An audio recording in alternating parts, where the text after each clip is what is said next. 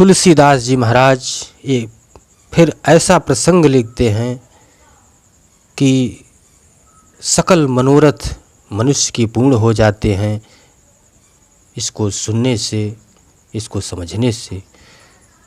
देख देख रवा मातहि निज अद्भुत रूप अखंड, रोम रोम प्रति लागे कोटि कोटि ब्रह्मांड। फिर उन्होंने माताओं को अपना अखंड अद्भुत रूप दिखलाया, जिसके एक एक रोम में करोड़ों करोड़ों ब्रह्मांड लगे हुए हैं।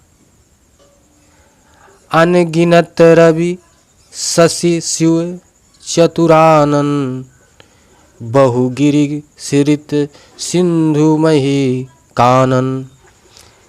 काल कर्म गुण ज्ञान सुभाऊ, सो देखा जो सुनान काऊ। अनगिनत सूर्य चंद्रमा शिव ब्रह्मा, बहुत से पर्वत नदियाँ समुद्र पृथ्वी वन काल कर्म गुण ज्ञान और स्वभाव देखें, और वे पदार्थ भी देखें जो कभी सुने ही नहीं थे। उनकी अपनी माताओं को ऐसा भगवान दिखा रहे थे। फिर उन्होंने क्या लिखा?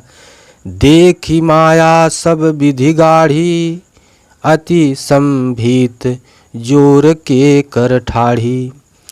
देखा जीव नचाई जाही, देखी भगति जो छोरहि ताही। सब प्रकार से बलवती माया को देखा कि वह भगवान के सामने अत्यंत भयभीत हाथ जोड़े खड़ी है। जीवों को देखकर जिससे वह माया नचाती है, और फिर भक्त को देखा जो उस जीव को माया से जुड़ा देती है।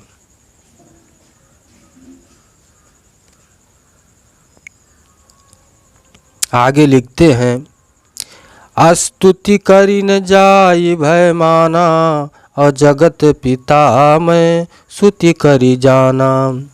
हरि जननी बहु विधि समुझाई, यही जनि कतहु सहसि मन सुनी माई। माता से स्तुति भी नहीं की जाती। वह डर गई है कि मैंने जगत पिता परम परमात्मा पुत्र करके जाना। श्री हरि से माता को बहुत प्रकार से समझाया और कहा, हे माता सुनो, यह बात कहीं पर कहना नहीं, क्योंकि यह कहने वाली बात नहीं है। बार बार कौशल्या विनय करई करि जोरी, अब जनि कबहु व्यापै प्रभु मोहि माया तोरी। कौशल्या जी बार बार हाथ जोड़ करके विनय करती हैं कि हे प्रभु, मुझे आपकी माया अब कभी न व्यापे। आगे तुलसीदास जी कह रहे हैं, बाल चरित हरि बहुविधि कीन्हा, अति आनंद दासन कह दीन्हा। कछुक काल बीते सब भाई, और बड़े भये परिजन सुखदाई।